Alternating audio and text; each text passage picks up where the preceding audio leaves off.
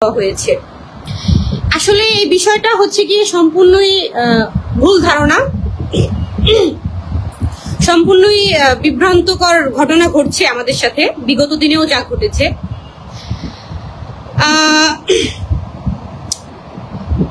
আমরা জাস্ট বাসায় ছিলাম আমাদের ফ্যামিলির সাথে এখানে। আচ্ছা, মানুষ মানুষের বাসায় যেতে পারে না? রিয়াজ কি আমার বাসায়? রিয়াজ তো এখনো আমার বাসায়, রিয়াজ তো এখনো আমার বাসায়। এটা তো আমার ফ্যামিলি বাসা। এখানে আমার মা আছে, বাবা আছে, ছোট ভাই আছে, বড় ভাই আছে, ভাইয়ের বউ আছে, সবাই আমার ফ্যামিলির সবাই এখানে। মানুষ কি মানুষের বাসায় যেতে পারে না? আর বাসায় আসলে কি মানুষ মানুষের কর দিয়ে ফেলে? ও তো এখনো আমার বাসায়। আমি একটু শেষ করি। রিয়াজ আমার বাসায় এসেছে, আমরা যে কোনো একটা কাজের বিষয়ে কথা বলছিলাম, আর হচ্ছে কি আমাদের উপরে অ্যাটাক করা হবে, অ্যাসিড নিক্ষেপ করা হবে, এরকম বিষয় নিয়ে আমরা থানায় যাবো রেডি হচ্ছিলাম। ইতিমধ্যেই হুট করেই দেখলাম হিরো আলম আমার বাসায় চলে আসছে।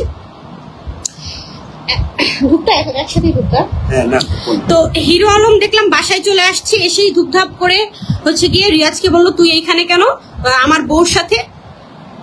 আচ্ছা, আপনারা তো সবাই দেখেছেন যে সে কিভাবে তার বাবার কথা বলে আমাকে তালাক দিয়েছিল, কিন্তু ঘটনা কিন্তু সেটা ছিল না, ঘটনা ছিল উল্টাটা। সে কিন্তু পরকীয়া করেছে বিধায় আমার তার সাথে ঝামেলা।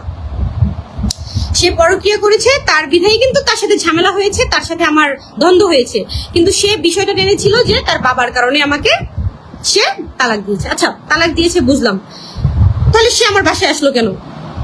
সে তো আমাকে তালাক দিয়েছে, সে কেন আমার বাসায় আসবে? দেন সে বাসায় আসছে, মাস্তানটা এখন আমার বাসার নিচে মাস্তান রেডি করে রাখছে। রিয়াজ নিচে নামলে রিয়াজকে মারবে, অনেকগুলো মাস্তান দাঁড়া করায় রাখছে। আর আমি হচ্ছে গিয়ে থানায় কল করেছিলাম, থানা থেকে হচ্ছে এসে এদেরকে সবাইকে সরাই দিছে, নিয়ে গেছে, কিন্তু এখন ফের আবার হচ্ছে মাস্তান দাঁড়ায় আছে আমার বাসার নিচে, রিয়াজকে মারবে বা আমার উপরে অ্যাসিড নিক্ষেপ করবে। আপনারা সবাই জেনে রাখেন। আর কথা নামের একটি মেয়েটা হচ্ছে টু মাচ স্টুপিড। সে একটা মেয়ে মানুষ হয়ে আমাকে অ্যাসিড নিক্ষেপ করবে। সে কথা নামের মেয়েটার সাথে নাকি রিয়াজের কি সম্পর্ক, বাট রিয়াজ অস্বীকার করে। মেয়েটা বলছে যে ইতির সাথে যখন তার খারাপ সম্পর্ক, তখন নাকি সে এসে রিয়াজের সাথে সম্পর্ক গড়ে ফেলছে। কেন? ইতির সাথে তো তার খারাপ সম্পর্ক, তখন তুমি এসে কেন সম্পর্ক করবা? আর রিয়াজের সাথে যে আমার দ্বন্দ্ব বা আমার হচ্ছে গিয়ে কি বলে সম্পর্ক নিয়ে তো সবাই জানে, তাহলে ওই মেয়েটা কোথা থেকে আসলো? আবার ওই মেয়েও আমাকে হচ্ছে অ্যাসিড মারবে এরকম কোনো কথা বলছে। নিচে এখনো হচ্ছে গিয়ে মাস্তান দাঁড়া করে রাখছে। আসলে হিরো চাচ্ছেটা কি? আচ্ছা, আমার একটু দেন। আসসালামু আলাইকুম। এই তার আগে কিছু দেখাই, এটা হচ্ছে হিরো আলম। হ্যাঁ, উল্টা মনে দেখা যাচ্ছে। এনিওয়ে, মানে এখানে হিরো আলম কালকে রাত্রে আমাকে মেসেজ দিয়ে বলতেছে যে সমস্যা কি, কোন জায়গায়, কেমনে কি। আমি বলতেছি বলেন কি প্রবলেম, আপনি মেসেজ দিচ্ছেন কেন? পরে আমাকে গালাগালি করে অনেক রকম ছেড় দেয়, যেটা আগে দিছে। আমি এক ছেড়ে তাকে হচ্ছে জিটিও করছি যে এটা সেটা। তো আমাকে বলে আচ্ছা ঠিক আছে সমাধান করবো, আসো। আমি কই আপনি কে যে আপনার কাছে যাইতে হবে?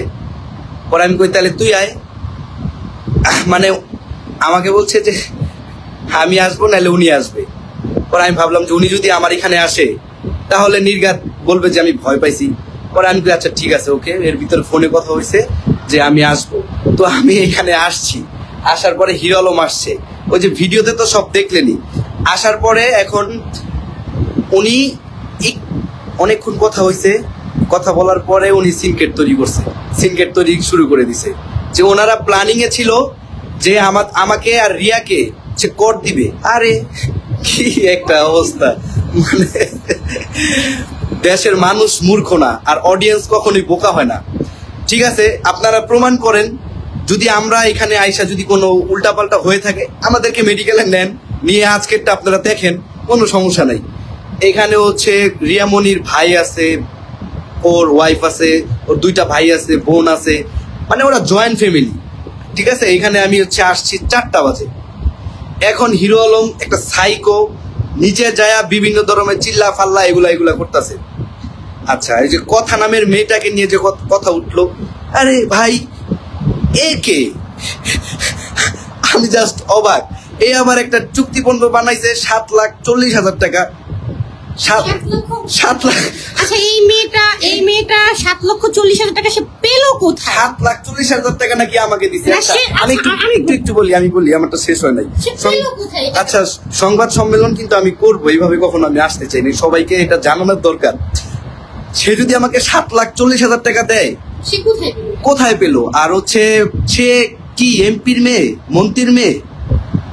আমি যে ইউটিউবিং করি, আমার 2 মিলিয়ন সাবস্ক্রাইবার, আমার ফেসবুকে এত এত ফলোয়ার, আমার মাসে মাসে এত এত ডলার ঢুকে, তার থেকে কি আমার নিতে হবে? মানে জাস্ট মানে সো ফানি। তো এনিওয়ে, এই কথা মেয়েটা জাস্ট সিম্পেথি পেতে আজকে পাইতে চাইছে। কালকে ওইখানে গেছে, হিরো আলম তাকে অনেক টাকা দিছে মনে হয়, হিরো আলম টাকা দিয়ে তারে ভাড়া করছে। সে বলে 7 লাখ টাকা আমার থেকে পায়। কালকে যেই জিনিসগুলা পড়ছে, 600 টাকার একটা শাড়ি, আপনার 300 টাকার একটা চেন, ঠিক আছে, আর কানের দুলমুল মিলে 200 টাকা, টোটাল প্যাকেজ 1500 টাকার। সে 7 লাখ টাকার করবে, মানে সে বলে আমাকে দিবে। আমার খুবই ভালো লাগছে। এখানে খুবই জোস কিছু সাংবাদিক ছিল, তাকে জিজ্ঞেস করছে যে আপনি 7 লাখ আপনার আয়ের উৎস কি, আর রিয়াজকে আপনি কিভাবে দিলেন, কিভাবে তার সাথে পরিচয়।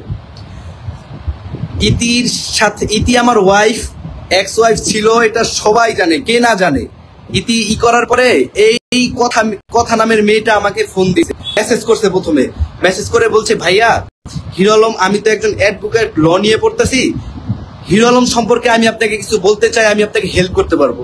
সাধারণত ভাবে আমার 1 মিলিয়নের পেজ আছে, তো এখানে আমি ইমপ্রেসড যে আমার পেজটা একটা ফেক ভাবে করা হয়েছে, যেহেতু ওর নামে আমার একটা মামলা করতে হবে, জিটি করতে হবে। ওকে, তো এই সময় আমাকে ফোন দিছে, এরকম একদিন দেখা করলো, কথা বললো, বলার পরে হচ্ছে একদিনই দেখা হয়েছে।